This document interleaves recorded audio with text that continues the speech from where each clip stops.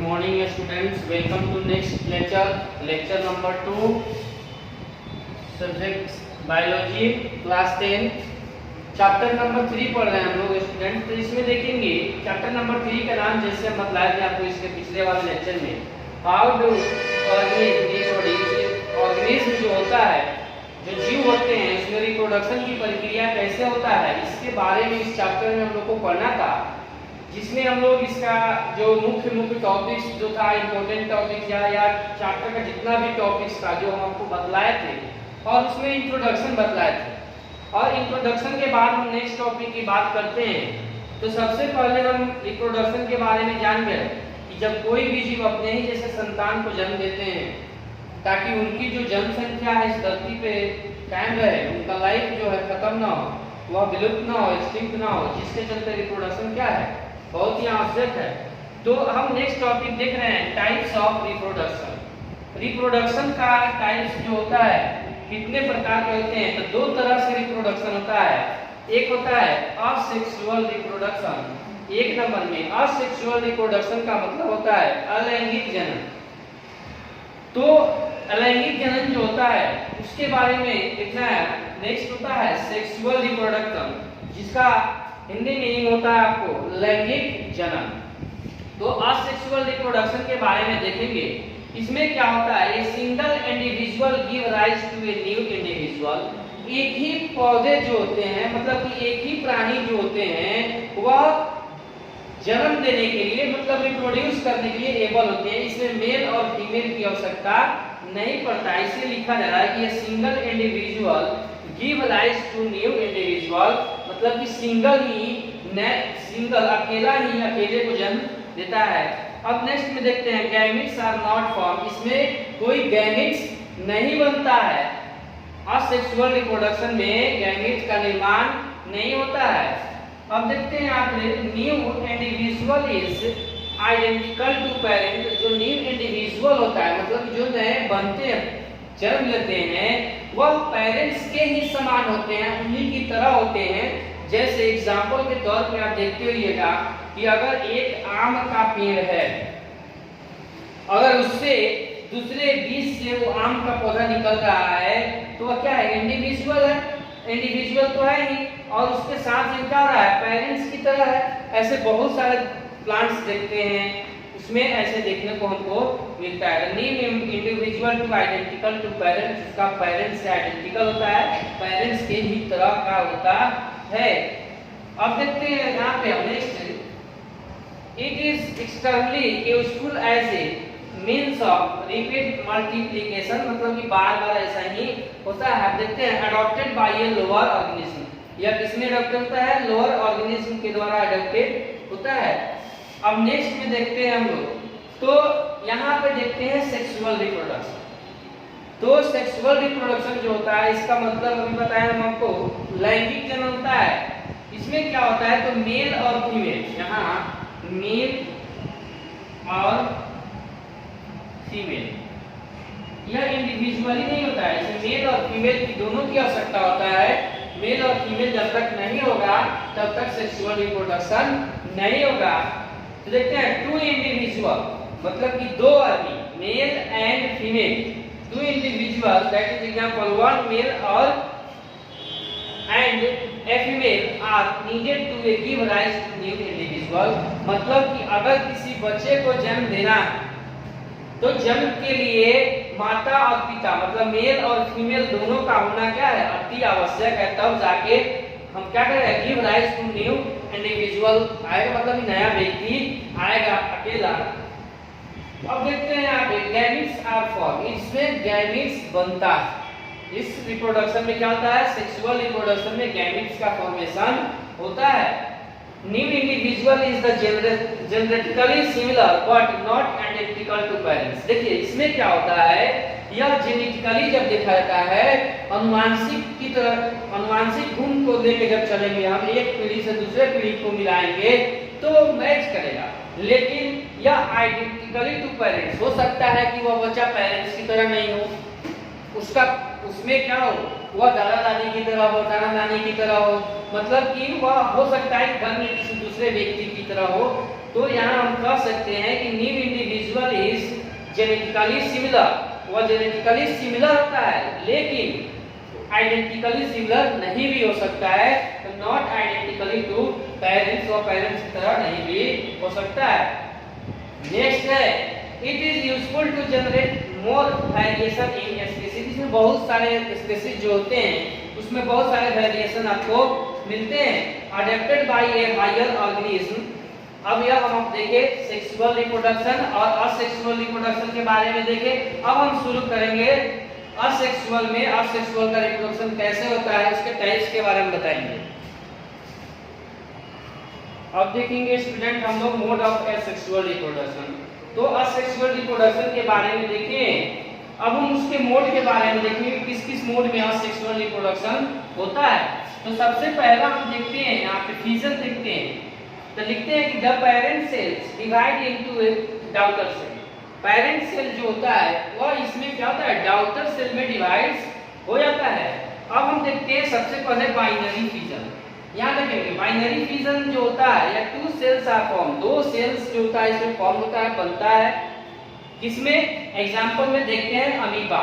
जैसे यहाँ पे आप लोगों को इस बोर्ड पे दिख रहा होगा फिगर, यह एक रफ फिगर है binary fission in amoeba. Amoeba में बाइनरी फिजन जो होता है कैसे होता है, तो यहाँ देखते हैं कि सबसे पहले जो न्यूक्लियस जो होता है वह डिवाइड होता है धीरे धीरे अलग अलग भाग में, यहाँ आके दो भागों में बढ़ जा रहा है और यहाँ दो भाग में दो सेल बन जा रहा है, क्योंकि यह यूनिसेलुलर ऑर्गेनिज्म है, एक कोशिकीय जीव है।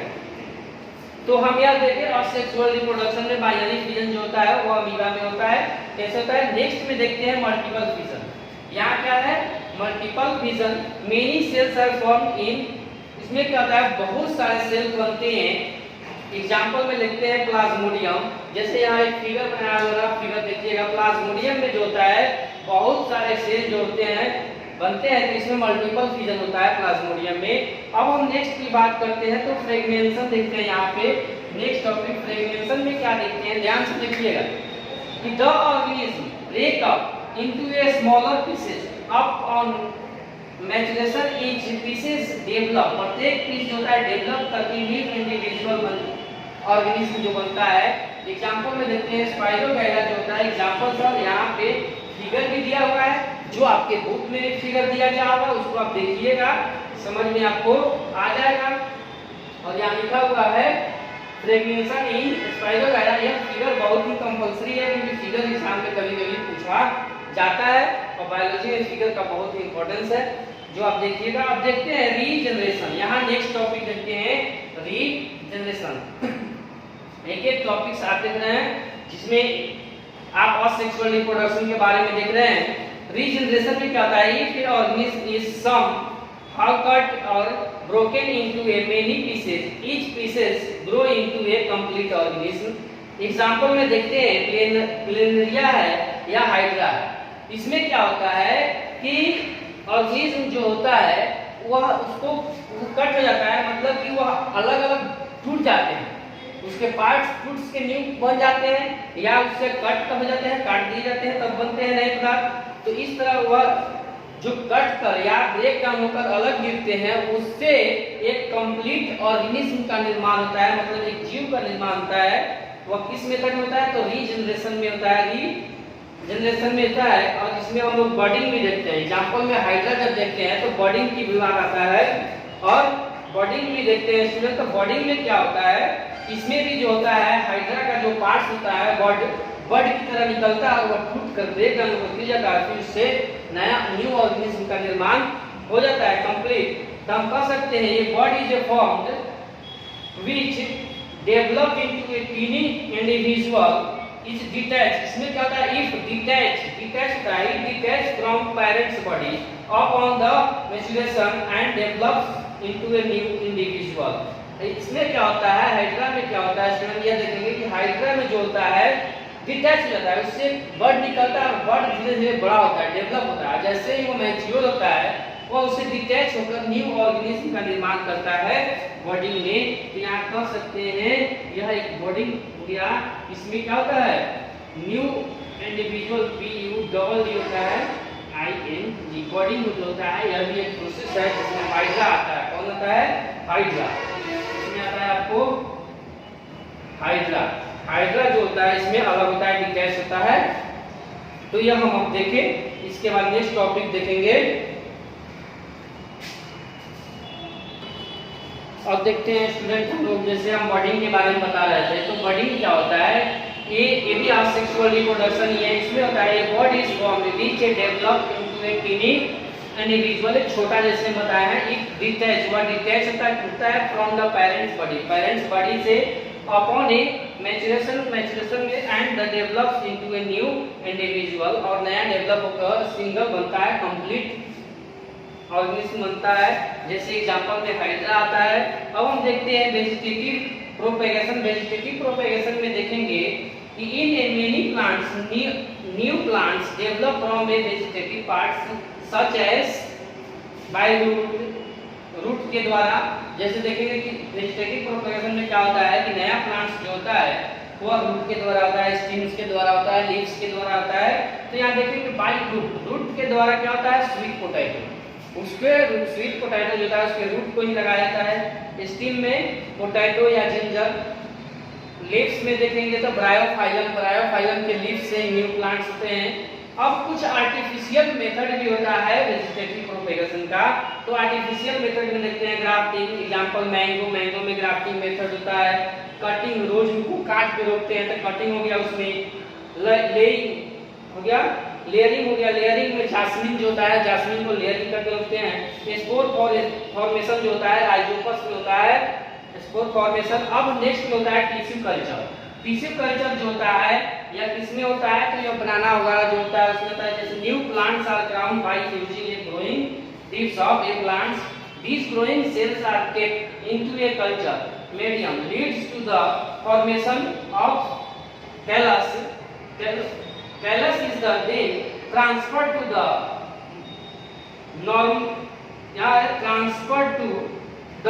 hormone medium which cause growth and the differentiation. Examples में देखते हैं, इसमें कौन कौन क्या है, द ऑर्नामेंटल प्लांट्स होता है, इसमें आता है ऑर्नामेंटल प्लांट्स या ऑर्किड आता है। अब हम देखते हैं या टिश्यू कल्चर जो होता है बेनिफिट भी होता है इसमें। इसका बेनिफिट क्या होता है, तो सबसे पहले इसमें जो सीडलेस प्लांट्स जो होते हैं, सीडलेस प्लांट्स बनने में मदद करता है टिश्यू कल्चर में। जैसे बनाना, एग्जांपल में आप देखते हैं बनाना जो होता है सीडलेस प्लांट्स होता है।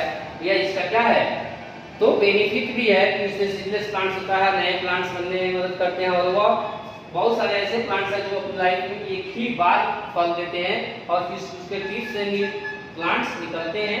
तो इस तरह हम देखें असेक्सुअल रिप्रोडक्शन के बारे में, देखें कि किस तरह असेक्सुअल रिप्रोडक्शन का है। नेक्स्ट वीडियो में हम सेक्सुअल रिप्रोडक्शन की चर्चा करेंगे। तब तक आप इसको देखिएगा, नोट्स कीजिएगा, 1 by 1 असेक्सुअल रिप्रोडक्शन है। अब हम नेक्स्ट वीडियो में सेक्सुअल रिप्रोडक्शन के बारे में चर्चा करेंगे। थैंक्स।